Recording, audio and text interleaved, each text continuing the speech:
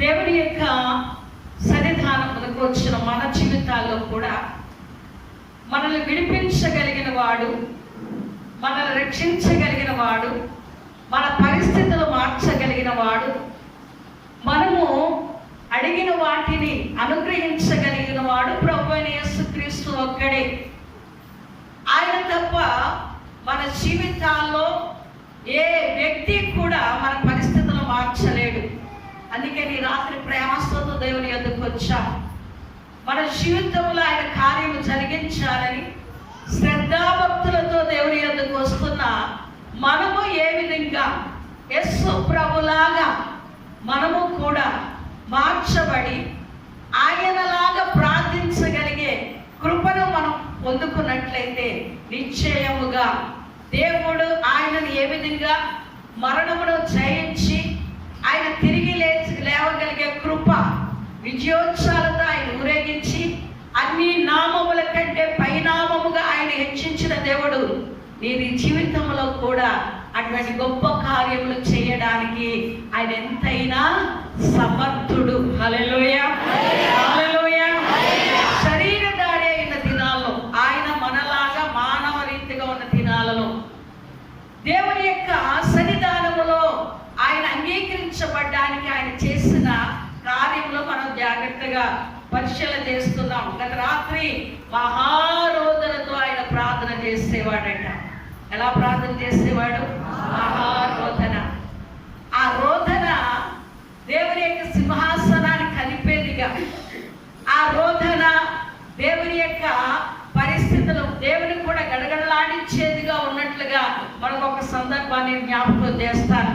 ఆయన గెత్సేమనే వనములో తోటలో ఆయన ప్రార్థన చేస్తూ ఉంటున్నప్పుడు, రోదన చేస్తూ ఉంటున్నప్పుడు శరీరము కదలి ఆ యొక్క రక్త బిందువులు, చెమట రావాల్సిన స్థానములో నుంచి రక్తాన్ని బయటకు వస్తూ ఉన్నంత రోదన చేస్తూ ఉంటున్నాడు ఆ గెత్సేమనే తోటలో. ప్రియులారా, ఆ రోదనకు సింహాసనము ఆసీనుడైన దేవుడైన యెహోవా ఆ హృదయము కదిలిందంటే కానీ దేవుడు తన హృదయాన్ని కఠినం చేసుకున్నాడట. ఎందుకని? యెహోవాకి యేసు ప్రభు వారు నలగగొట్టబడడం ఇష్టమైంది కనుక. ఎందుకు ఇష్టమైందంటే ఆయన స్వరూపములో ఆయన పోలికలో సృజించబడిన మనము, మరలా పాపము ద్వారా దూరస్తులైన మనము క్రీస్తు రక్తము చేతనే, పాపము లేని పావనుడైన యేసు రక్తము ద్వారానే మనం విమోచించబడి మరలా తండ్రి యొద్దకు తిరిగి వెళ్ళడానికి మార్గమైన యేసు యొక్క ఆ యొక్క మార్గమును ఆయన ముయ్యడానికి ఇష్టపడలేదు. ఆలోచన చేస్తే అక్కడ చక్కటి మాట రాయబడుతుంది. దేవుడైన యెహోవా తన హృదయాన్ని కఠినం చేసుకొని ఆ యొక్క రోదనతో, బాధతో మనిషి శరీరములోంచి చెమట రూపముగా రక్తం బయటకు వస్తున్న సందర్భంలో ఒక దేవదూత మాత్రం వచ్చి ఆయన బలపరిచిందంట. హల్లెలూయా, హల్లెలూయా. ఎంత రోదన మన యేసయ్య చేస్తాడో ఒకసారి మనం జ్ఞాపకం చేసుకుందాం. ఏమండి, ప్రార్థన అంటే అసమోషి కాదండి. ఏ చిలక పలుకుల్లాగా రెండు మాటలు పలికేసి ప్రార్థన చేసేసాను అని తృప్తి పడే పరిస్థితులు కాదు. ప్రియ సోదరి సహోదరుడా, యేసయ్య లాంటి ప్రార్థన మనకు అవసరం. యేసయ్య లాంటి రోదన జీవితం మనకు అవసరం. ప్రియులారా, రోధించే స్త్రీలముగా, అంగలార్చే స్త్రీలముగా, మొర్ర పెట్టేవారముగా దేవుని సన్నిధానములో మనము బలపరచబడాలి. రెండవదిగా మనం చూసినట్లయితే ఆయన ఏం చేశాడంటండి? కన్నీళ్లతో ప్రార్థన చేస్తాడంట. నేటి దినాల్లో కన్నీళ్ళు ఉండట్లేదు. ప్రార్థన ఎంత బాగా చేస్తున్నామో అనుకుంటున్నాము తప్ప ఆ ప్రార్థనలో పలుకుతున్న మాటలు వినసొంపుగా ఉంటున్నాయో లేదో చూసుకుంటున్నాము. కానీ ఆ ప్రార్థన వేదనతో కూడిన ప్రార్థనగా, కన్నీళ్లతో కూడిన ప్రార్థనగా నేటి జీవితంలో కరువైపోయింది. ప్రియులారా, ప్రార్థన చేయండి గంటల తరబడి ప్రార్థన చేస్తూ ఉంటాం. కానీ ఆ ప్రార్థనలో కన్నీళ్లు మాత్రము రావడం లేదు. కారణం భారమైన హృదయంతో ప్రార్థన చేయలేకపోతున్నాం. దేవుడు సమస్తాన్ని సమృద్ధిగా అనుగ్రహిస్తుంటున్నాడు. దేనికి లోటు లేదు. హ్యాపీ జీవితాన్ని దేనికి ఏడవాలి, ఏడవలసిన పని లేదు కదండి. కానీ ప్రభు అయిన యేసుక్రీస్తు వారు రోదనతో పాటు కన్నీళ్లతో ప్రార్థన చేసేవాడంట. ప్రియులారా, ఈ భూలోకములో దేనికి లేని శక్తి దేనికి ఉందనుకుంటున్నారు? కన్నీళ్లకు ఉంది. దేనికి లేని శక్తి కన్నీళ్లకు ఉంది. యోబు అంటాడు, చూద్దాం చూడండి. యోబు గ్రంథము 16వ అధ్యాయము.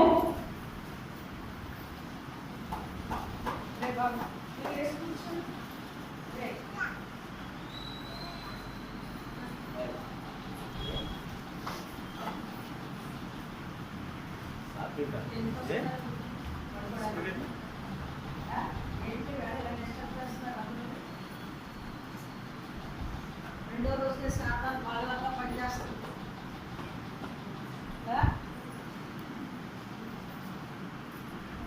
మీరెంత ఆటంకపరిచినా సమస్య లేదు, ఆగే ప్రసక్తే లేదు. 40 రోజులు కూడా. యోబు గ్రంథము 16వ అధ్యాయం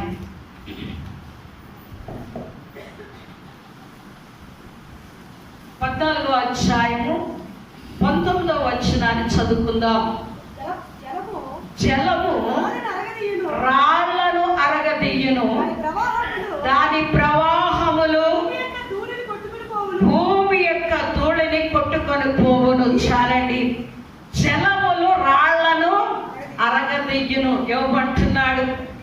జలముకున్న శక్తి ఏమిటంటే కఠినమైన రాళ్లను సైతము అరగదీయగలదు. ప్రియులారా, నీరు తప్ప మరి ఏది రాయిని నున్ననా చేయలేదు.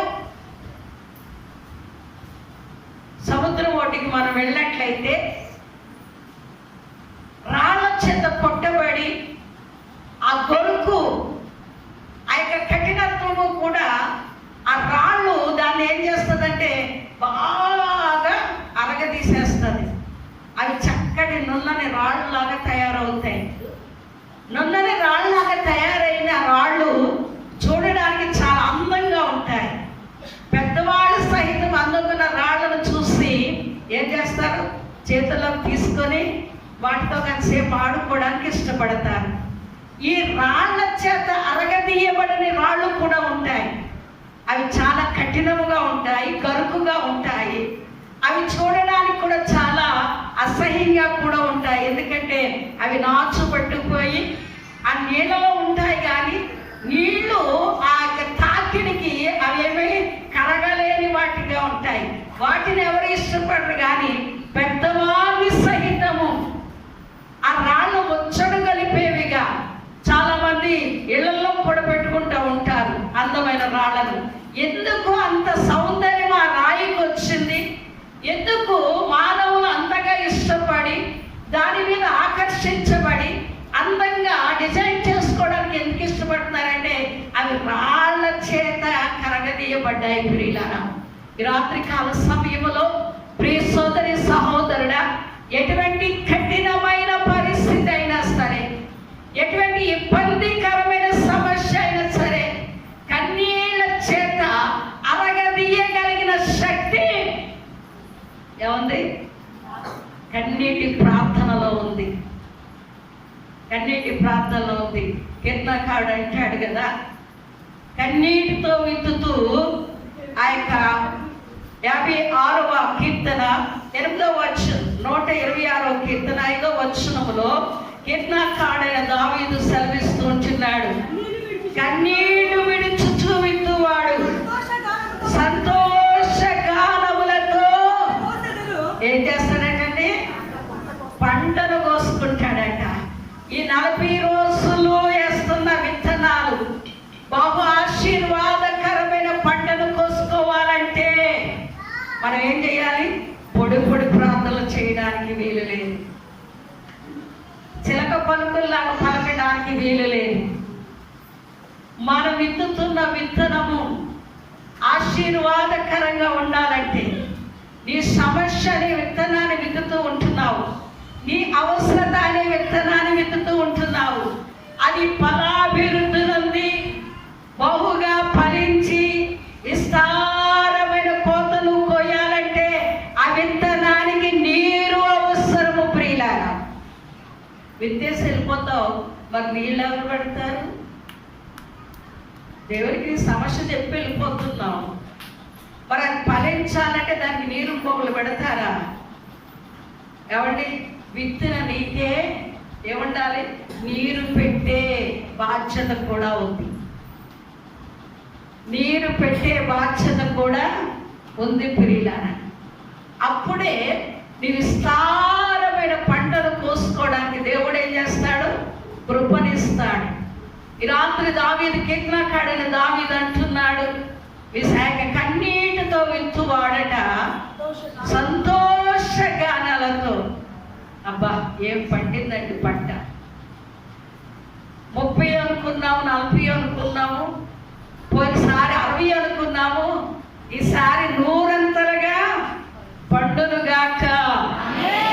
100 పంటను కోసుకుంటున్న ఆ యజమానికి ఉంటుందండి సంతోషం వర్ణనాతీతం. ఏమండి, ఈ 40 దినాలు పడిన ప్రయాస, ఈ 40 దినాలు దేవుడి సన్నిధానం రోధించిన రోదన, ఈ 40 దినాలు దేవుడి సన్నిధానంలో కాచిన కన్నీళ్లు, దాని యొక్క ఫలితము 100 దేవుడు ఇవ్వబోతూ ఉంటున్నాడు. కన్నీళ్లు విడిచుచు దుఃఖించుచు, దేవుడు అంటాడు కదా, కన్నీళ్లు విడిచుచు దుఃఖించుచు హృదయపూర్వకంగా నా యొద్దకు రండి. అప్పుడు ఏం చేస్తాడంటే ఆయన, గత కాలంలో పోగొట్టుకున్న పంట, గత కాలంలో పోగొట్టుకున్న ఆ యొక్క నష్టం తిరిగి మరలా నేను మీకు ఇస్తాను అంటున్నాడు. ఏ పరిస్థితుల మధ్య మన యొక్క జీవితాలు ఉన్నాయో మనందరికీ తెలుసు. మన జీవితంలో వేరే ఒకరికి చెప్పక్కర్లేదు. మన అవసరతలు ఏంటో, మన సమస్యలు ఏంటో, మన యొక్క పరిస్థితులు ఏమిటో మనకి చాలా తేటగా కనపడుతూ ఉంటున్నాయి ప్రియులారా. దావీదు పాపం చేస్తున్నప్పుడు ఆ యొక్క దైవ సేవకుడు వచ్చి సూటిగానే మాట్లాడాడు. ఏమండి, సూటిగా మాట్లాడే ధైర్యం చాలలేదు. తదుపరి ఒక కథ రూపంగా చెప్పాడు. ఆ యొక్క కథ విన్న దావీదు చాలా ఉగ్రుడైపోయాడు. ఉగ్రుడైపోయి ఆ మనుషుడు బ్రతకడానికి వీలు లేదు అని చెప్పాడు. ఎప్పుడైతే దావీదు ఆ మనుషుడు బ్రతకడానికి వీలు లేదని తీర్పు తీర్చాడు, వెంటనే నాతన్ అంటాడు, ఆ మనుష్యుడవు నీవే. ఏమండి, వేరే ఒకరికి తీర్పు తీర్చాలంటే చాలా ఈజీగా తీర్చేస్తాం. ఇక వెనక ముందు ఆలోచించు, మనం పెద్ద నీతి మందులం కదా. ఏమండి, అదే మన వరకు వచ్చిందనుకోండి, ఆ మనుషుడు నీవే అన్నాం అనుకోండి, ఏం చేస్తాము? తిరుగుబాటులో నంబర్ 1 మనమే. కానీ దావీదు అలా తిరుగుబడలేదు. దేవుని యొక్క మాటకు, ప్రవక్త యొక్క మాటకు లోబడిపోయాడు ప్రియులారా. వెంటనే దేవుని సన్నిధానానికి వచ్చి ప్రార్థన చేస్తున్నాడు. కన్నీళ్లు విడిచుచు తన పాపాన్ని కొట్టుకొని పోయేలాగా కన్నీళ్లతో దేవుని సన్నిధానంలో ప్రార్థిస్తూ ఉంటాడు. కీర్తన 6వ వచనంలో ఏ విధంగా కన్నీళ్లు విడిచాడో, ఎంతగా కన్నీళ్లు విడిచు ప్రార్థించాడో దేవుని యొక్క లేఖనాల్లో తెలియజేస్తూ ఉంటున్నాడు. కీర్తనల గ్రంథం 6వ వచనం, నేను మూలుగుచు అలసి ఉన్నాను, ప్రతి రాత్రియు కన్నీళ్లు విడుచుచు నా పరుపు తేల చేయుచున్నాను, నా కన్నీళ్ల చేత నా పడక కొట్టుకొని పోవచ్చున్నది. హల్లెలూయా, హల్లెలూయా.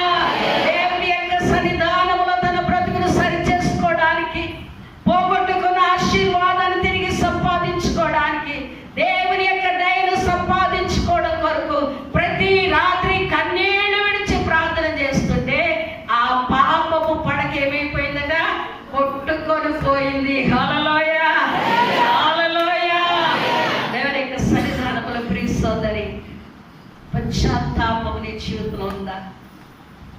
అయ్యో, దేవునికి అవిధేయమైన కార్యాలు జరిగిస్తున్నాను, దేవుడు వాక్యము ద్వారా సూటిగా నాతో మాట్లాడుతూ వస్తుంటున్నాడు, ఆ యొక్క వాక్యము నా హృదయం నొచ్చుకుంటుంది, బాధను కలగజేస్తుంది అని అంతటితోనే వదిలిపెట్టేసి వెళ్ళిపోతూ ఉన్నావేమో. పరిశుద్ధాత్మ దేవుడు ఆయన మాట్లాడుతూ వస్తున్నాడు ప్రియులారా. ఆ యొక్క నాతాను ప్రవక్త ప్రకటిస్తున్నప్పుడు ఆ మనుష్యుడు నీవే అని సూటిగా మాట్లాడినప్పుడు దేవుని సన్నిధానంలో తన స్థితిని, ఆ యొక్క పరిస్థితి అంతా కన్నీళ్ళ చేత కొట్టుకొని పోగులాగున కన్నీళ్లు విడిచాడు ప్రియులారా. అందుకనే దావీదును దేవుడు అంగీకరించాడు. దావీదు ఇచ్చిన స్టేట్మెంట్ ఏంటో తెలుసా? బెత్షెబా విషయంలో తప్ప మరి దేని విషయంలో దావీదు పాపము చేయలేదు. హల్లెలూయా, హల్లెలూయా. మనుషుల బలహీనలం, పాపమును ఒకవేళ మనము జయించలేకపోతే దేవుని యొక్క సన్నిధానంలో పాపపు ఆలోచన రావడం సహజం, పాపపు తలంపులు రావడం సహజం. కానీ వాటిని జయించకపోవడమే పాపము. పురిగా రాత్రికాల సమయంలో కన్నీళ్ల చేత తన యొక్క పాపపు జీవితాన్ని ఏం చేసుకున్నాడు? కొట్టుకుపోయి ఆ యొక్క జలములకు దుమ్మి ఎలాగ కొట్టుకొని వెళ్ళిపోతుందో ప్రవాహములో, అలాగ తన పాప జీవితానంతటిని, ఆ దుమ్మిని, ఆ ధూళిని, ఆ పరిస్థితిని, ఆ కన్నీటి ప్రవాహములో కొట్టుకొని పోయింది ప్రియులారా. రాత్రికాల సమయంలో ప్రియ సోదరి సహోదరుడ, మన పాప స్థితిని మార్చేది కన్నీటి ప్రార్థన. మన ఆ యొక్క నూరంతల ఆశీర్వాదములోకి నడిపించేది మన కన్నీటి ప్రార్థన. కన్నీటితో విందుతూ వెళ్ళిపోతూ ఉన్నట్లయితే నూరంతల ఆశీర్వాదం, సంతోష గానాలతో గొప్ప ఆశీర్వాదం అనే పంటను కోసుకోవడానికి కన్నీళ్లు చాలా అవసరమై ఉంటున్నాయి. ఏది చేయలేదు నీ జీవితంలో గొప్ప ఆశీర్వాదం ఇవ్వగలిగేది కన్నీళ్ళే ప్రియులారా. మూడవ విషయంగా నేను జ్ఞాపకం చేస్తున్నాను, మరణము నుండి జీవములకు తప్పించేది, నీ యొక్క మరణ స్థితిలో నుండి జీవంలోనికి నడిపించేది, నీ పాపములు క్షమించేది, నీ రోగమును స్వస్థపరిచేది కన్నీటి ప్రార్థన. పరిశుద్ధ గ్రంథములో మనందరికీ తెలుసున్న వ్యక్తి 2వ రాజుల గ్రంథం 20వ అధ్యాయం 3వ వచనం నుంచి చదువుకుందాం. యెహోవా యథార్థ హృదయుడవై సత్యముతో నీ సన్నిధి నేను ఎట్లు నడుచుకుంటునో జరిగించుతునో కృపతో జ్ఞాపకం చేసుకోమని హిజ్కియా కన్నీళ్లు విడుచుచు యెహోవాను ప్రార్థించెను. చాలండి. హిజ్కియాకి మరణకరమైన ఆ యొక్క పరిస్థితి ప్రియులారా. క్యాన్సర్ గడ్డ వీపు మీద, ఏమండి, వీపు మీద వేసిందంట. ఎంతో రాజ సంస్థానంలో వైద్యానికి కొదవలేదు. ఆ యొక్క వైద్యం జరుగుతుంది కానీ ఆ యొక్క వ్యాధి నుండి కానీ ఆ బాధ నుండి కానీ నివారించగలిగే శక్తి ఏ వైద్యుని దగ్గర లేదు ప్రియులారా. ఈ యొక్క రాచపుండు దానిని వర్ణిస్తూ ఆ యొక్క చరిత్రలో రాయబడతాది. ఇలాగ పిడికిలు బిగిసి ఆ పుండు గుంటలో పెడితే ఈ పిడికిని ఇలాగా కిందకి దిగిపోయేదంట ప్రియులారా. అంత రాచపుండు ఉండేది. దానిలో పురుగులు చిటికినేలంత పురుగు ఉండేదంట. 1, 2 కాదు, ఇక అవి కూడా వర్ణాతీతం. ఆ పురుగులు హిజ్కియా శరీరములో ఆ వీపున ఉన్న భాగాల్లో రోజుకి 2 కేసుల మాంసం తినేసేయంట. రోజుకి 2 కేసులు మాంసం తినేసేవంట. ఎముకలు కనపడేవంట వీపులోంచి. అటువంటి భయంకరమైన పరిస్థితుల్లో ఆ రాజ్య వైద్యుడు సలహా ఇచ్చాడంట, అయ్యా ఆ పురుగులు నీ శరీరం తింటే బాధను తట్టుకోలేక మూలుగుతూ రోధిస్తూ ఇక మరణానికి వరకు ఆ యొక్క మరణిస్తే చాలు అనే పరిస్థితుల్లో ఆ కలవరంతో కూడిన ఆ వేదకరమైన ఆ స్థితిని చూడలేక జంతువు మాంసాన్ని 2 కేజీల మాంసం ఆ గుండె మీద పెట్టినట్లయితే ఈ పురుగులన్నీ పైకొచ్చి ఆ మాంసాన్ని తినేవట, కొంత ఊరట కలిగేదంట ప్రియుల. అలాగే 2 కేసులు మాంసము ఆ యొక్క హిజ్కియా రాసు గుండె మీద పెడుతూ వచ్చేవారంట. ఈ చెప్పుకోవడానికి ఇదిగా ఉంటాయి కదా, అనుభవిస్తే తెలుస్తుంది బాధ అంటే ఏంటో. ఏమండి, ఆ పరిస్థితి లేక బ్రతకుడు మరణిస్తాడు అని వైద్యులు నిర్ధారణ చేశారు. దేవాతి దేవుడైన యెహోవా కూడా యెషయా ప్రవక్త ద్వారా హిజ్కియాకి వర్తమానం పంపించాడు ప్రియులారా. వర్తమానం పంపించాడు. ఏమని పంపించాడు? హిజ్కియా, నువ్వు మరణం అవుతున్నావు, నీ ఇల్లుని చక్కబెట్టుకో అని ఒక వర్తమానం. దైవ సాకురాలుగా దేవుడి సంద నిలబడి చెప్తున్నాను.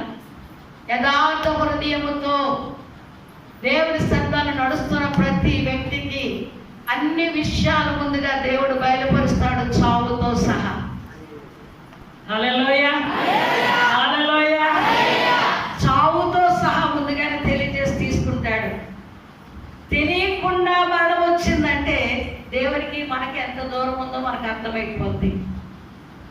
అనేక మంది జీవిత విషయాలు నేను చదివినవి నేర్చుకున్నవి ఏంటంటే, ప్రతి వ్యక్తి యథార్థ హృదయంతో దేవుని సేవిస్తున్న ప్రతి వ్యక్తికి వాళ్ళ మరణాన్ని ముందుగానే తెలియచేసి, ఆ తెలియచేసిన రీతిగా ఆయన పిలుచుకున్న సందర్భాలు కోకొల్లలో ప్రియులారా.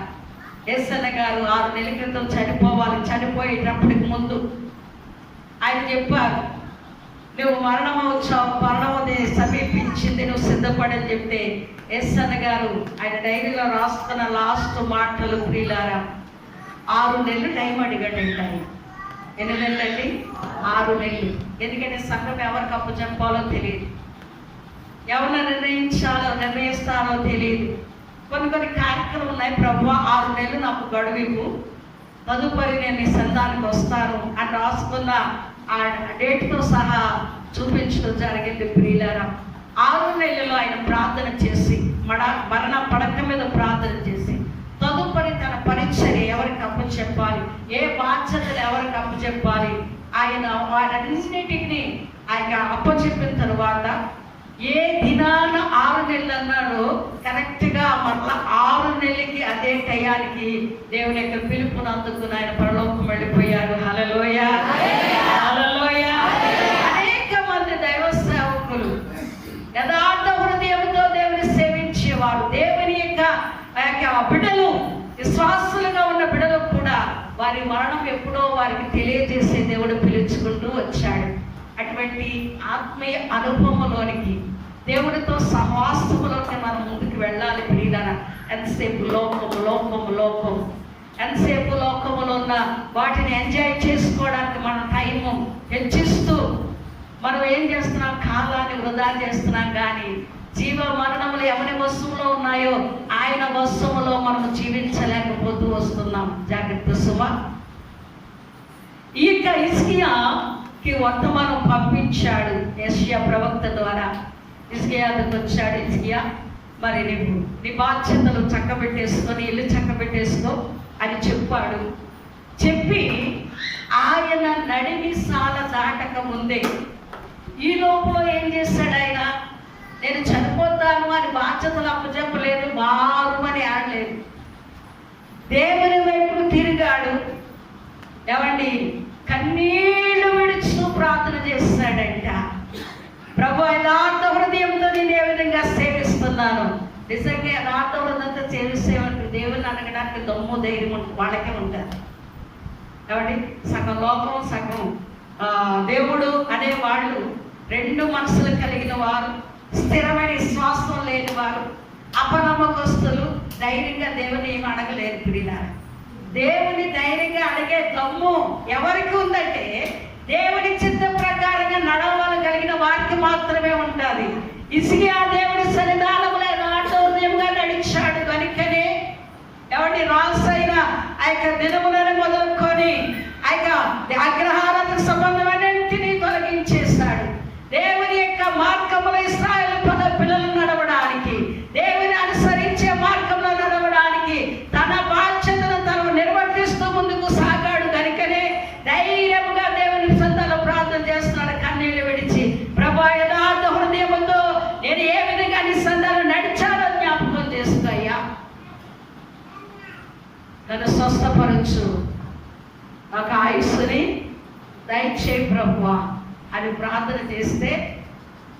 చచ్చిపోతావు, సిద్ధం కమ్మని చెప్పిన దైవ సేవకుడు ఇంకా ఆ యొక్క రాజనగరుని దాటక ముందే యెషయా ప్రవక్తకి దేవుడు అంటున్నాడు, యెషయా మరలా నువ్వు తిరిగి వెళ్ళి హిజ్కియా దగ్గరికి వెళ్ళి ఏం చెప్తావో తెలుసా, 15 సంవత్సరాల ఆయుస్సు పొడిగిస్తున్నాను. హల్లెలూయా, హల్లెలూయా. ఈ ఆయుస్సు పెరగాలంటే దేనిలో ఉందండి? శక్తి దేనిలో ఉంది? ఏమండి ఎందులో ఉంది చెప్పండి. మంచి డాక్టర్ ఎవరో సెలెక్ట్ చేసుకుని వెళితే ఆయుస్సు పొడిగిస్తాడా? ఏమండి మంచి మంచి మందులు వాడితే నీ ఆయుస్సు పెరుగుతాదా? సజీవుడైన దేవుడు మరణమును గెలిచి పునరుత్థానుడై తిరిగి లేచిన నజరేయుడైన యేసులోనే ఉంది ప్రియులారా. జీవ మరణములు ఆయన వశములో ఉన్నాయి. మరణాన్ని జయించిన వాడికే మరణం మీద అధికారం ఉన్నది, ప్రాణం పెట్టడానికైనా తీయడానికైనా. అటువంటి దేవుని సన్నిధానంలో కన్నీళ్లు విడిచి ప్రార్థిస్తుంటే ఆ ప్రార్థనను దేవుడు వెంటనే సమాధానము 1, 2, 3 సంవత్సరాలు కాదండి, 15 సంవత్సరాల ఆయుస్సు ఇచ్చాడు దేవుడు. అంత మాత్రమే కాదు, ఆ యొక్క పుండికి వైద్యానికి కూడా దేవుడే చెప్పాడు ఏ విధంగా ట్రీట్మెంట్ చేసుకోవాలి, ఏమి చేస్తే ఆ యొక్క గాయము మాన్పబడతాదో. దేవుని యొద్ద నుండే ఏమొచ్చిందండి? వైద్యం కూడా వచ్చింది. అదే నాకు గొప్ప నిరీక్షణ. దేవుడు ఏమైనా చూపిస్తేనే దాని ప్రకారంగా తెగించి డాక్టర్ దగ్గరికి వెళ్ళడానికి ఇష్టపడము. ప్రతిదీ ముందుగానే తెలియజేస్తాడు కాబట్టి ధీమా. నాలో ఏదైనా కంప్లైంట్ ఉంటే ముందుగానే తెలియజేస్తాడు.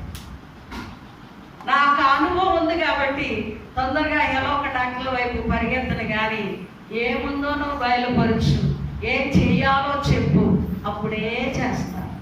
ఈవేళైనా రేపైనా ఎల్లుండైనా. ఏమండి చెప్పగలిగిన వాడు, చెయ్యగలిగిన వాడు, నేను ఆరాధిస్తున్న నజరేయుడైన యేసు. ఆయన సామాన్యమైన వాడు కాడు. సర్వ సుఖములు ఆయన కుడి చేతిలో ఉన్నవి. హల్లెలూయా. ఆ కుడి చెయ్యి మన మీద పెడితే చాలు. ఏమండి ఆ కుడి చెయ్యి మన మీద పెడితే చాలు. నేను ప్రార్థన చేసినప్పుడల్లా, నేను చేయి పెట్టినప్పుడల్లా అంటాను, ప్రభా నా హస్తాన్ని మనకు చెయ్యయ్యా, ఈ కుడి చెయ్యి వారి మీద ఉంచు. ఈ కుడి చెయ్యిలో ఉన్న ఆశీర్వాదము వారిలోనికి దిగి రావాలి ప్రభు అని ఇంటి దగ్గర బలంగా ప్రార్థన చేసుకుని మేము చెయ్యేస్తానమాట. హల్లెలూయా, హల్లెలూయా. దేవునికి సాక్ష్యమైన దేవుడే. కాబట్టి షుగర్ ఉందన్న సంగతి నాకు తెలియదు, షుగర్ ఉందన్న సంగతి నాకు తెలియదు. వస్తున్నాను, ప్రార్థన అయిపోతుంది, ఇంటికెళ్ళిపోయి నాకు డ్యూటీ ఏంటంటే పడుకోవడమే. ఇంకా ఎంత బలహీనత ఉందా? బలిపీఠం ఎక్కానా నాకు రోగం ఏంటంటారు మీరు, బలిపీఠం దిగానా నాలో ఉన్న బలహీనత నాకు తెలుసు, నా దేవునికి తెలుసు మాట. అది నా పరిస్థితి. ఒకరోజు పడుకొని ప్రార్థన చేసుకుంటానే ఉన్నాను, బాగా నేర్చుకోండి. ఒక ఆయన చక్కగా బ్లడ్ తీశాడు నా చేతిలో, నా యొక్క చేతి నుంచి బ్లడ్ తీశాడు. బ్లడ్ తీసి 320 చూపించాడు. అంతండి 320. నేను లేచి పాస్టర్ గారు నాకు షుగర్ ఉంది 320 అన్నా. ఎలా చెప్తున్నావు? దేవుడు చూపించాడు అన్నా. ఆయన నమ్మాలో నమ్మకూడదో డౌట్. నువ్వేమో మాట్లాడి కాముగా ఉండన్నాడు. కాముగానే ఉన్నాను. మా చిన్నబాబు దగ్గరికి వెళ్ళాను. చిన్నబాబు నాకు షుగర్ ఉందన్న, నా ఎనసండి. ఎందుకంటే నా దగ్గర మెషిన్ ఉంది, ఆ మెషిన్ చూపుతానని మెషిన్ మీద చెక్ చేశాను. 420 చూపిస్తుందండి. నేనంటాను లేదు 320 ఉంది నాకు, నీ మిషన్ తప్పు చెప్తుంది అన్నా. లేదు నా మిషన్ కరెక్ట్గా చెప్తాను, 10 అటు ఇటు చెప్తాను తప్ప 100 ఎక్కువ చెప్పదాను. లేదు 320 ఉందన్న. పాస్టర్ గారికి డైనామోలో పట్టిపోయాడు. ఇదేమో 420 చెప్తుంది, మేము 320 అంటుంది. కానీ కాము కదా, కాముగా ఉంటారు కదా, కాముగా ఉన్నారు. ఆదివారం ఎవరు చెక్ చేయలేదు. ఆ మర్నాడు నేను వెళ్ళాను. వెళ్ళేటడికి టెస్ట్ చేసి 320 అని చెప్పాను. హల్లెలూయా, 320 అక్షరాలను అప్పుడు అన్నారు పాస్టర్. అంతవరకు మౌనంగా ఉన్నాయి. అప్పుడు నోరు తెరిచాను. నిజమేనా చెప్పింది. ఎస్, నా దేవుడు ఉన్నది ఉన్నట్టుగా చెప్పే దేవుడు. నా శరీరంలో ఏముందో నా దేవునికి తెలుసు. 20 డేస్కి ముందు ఏమండి, అంతకు ముందు రోజున నాకు ఎవరో వచ్చి సంపకి ఇంజెక్షన్ చేశారు. నా శరీరంలో ఏదో బలహీనత ఉందేమో నాకు తెలియకపోకుండా నాకు ఇక్కడ దేవుడు ఇంజెక్షన్ చేసేస్తాడులే అనుకున్నాను. కానీ అది జరిగిన 15 రోజులకి మా కోడలు వచ్చి సరిగ్గా అదే ఇంజెక్షన్ అక్కడే చేసింది. గ్యాస్ ఫామ్ అయిపోయి ఊపిరి పీల్చుకోలేని కూర్చున్న రాత్రంతా నిద్రలేదు, జాగ్రత్త చేసేసాను. ఫోన్ చేసి ఇలాగా ఉంది పరిస్థితి అంటే మందులు చెప్పింది రప్పించండి, నేను వచ్చి ఇంజెక్షన్ చేద్దాం. ఇంజెక్షన్ చేస్తానంటే చేతికి చేస్తుంది కదా, సంతకి చేసింది. సంతకి నేను ఏ స్థితిలో దేవుడు నేను సంతకి చేయించుకోవడం చూపించాడో అదే విధంగా చేసింది. అదే డ్రెస్లో ఉన్నాను, అక్కడే చేసింది. ఇక దేనికి అది భయపడాలి చెప్పండి? ఇక దేనికని కంగారు పడాలని చెప్పండి? ఇక దేనికని ఆయాసపడాలని చెప్పండి? ప్రతిదీ తేటగా సూటిగా మన యేసయ్య అనేకంటే మన తండ్రి, మన యోగక్షేమాలు ఎరిగిన, మన కొరకు ప్రాణం పెట్టిన మన తండ్రి గుప్పుల్లో మనం ఉన్నంత కాలం ప్రియులారా దేనికి మనం భయపడవలసిన పని లేదు. నీవు నేను అంగీకరించబడులాగన ప్రభు అయిన యేసుక్రీస్తు వారి మాదిరి జీవితము, ప్రార్థనా జీవితము నీవు నేను కలిగి ఉన్నట్లయితే సమస్తమును చేయగలిగిన దేవుని యొక్క వశములో ఉన్న మనము మన జీవితంలో సమస్తము చేయడానికి ఆయన సమర్థుడు. ముందుగానే తెలియచేసిన దాని ప్రకారముగా నడిపించగలిగిన దేవుడై ఉంటున్నాడు. అటువంటి కృప యేసయ్య పొందుకున్నాడు. ఆ మాదిరికరమైన జీవితంలో మనల్ని నడవడానికి దేవుని పరిశుద్ధ గ్రంథములో ఈ యొక్క మాటలను రాయించి పెట్టాడు. ప్రియులారా, ఆయన శరీరధారిగా ఉన్నప్పుడే నీవు నేను శరీరంలో ఉన్న ప్రియులారా, ఈ శరీరంలో ఉంటున్న మనము దేని మీద జయము పొందాలో, దేని మీద మనము విజయము పొందాలో, ఆ విజయం అనుగ్రహించే దేవుని యొక్క సన్నిధానములో యేసు ప్రభు వారు ఇలాగ రోదనతోనూ కన్నీళ్లతోనూ ఆయన ప్రార్థన చేస్తాడు. అటువంటి జీవితము మనందరికీ పరిశుద్ధాత్మ దేవుడు అనుగ్రహించి నడిపించును గాక. ఆమేన్. మోకరిద్దాం, ప్రార్థన చేద్దాం. అందరూ దయచేసి మోకరించండి, హృదయాలు తెరుద్దాం. హృదయపూర్వకముగా దేవుని యొక్క సన్నిధానములో ప్రార్థన చేద్దాం. ఆయన శరీరధారి దినాలలో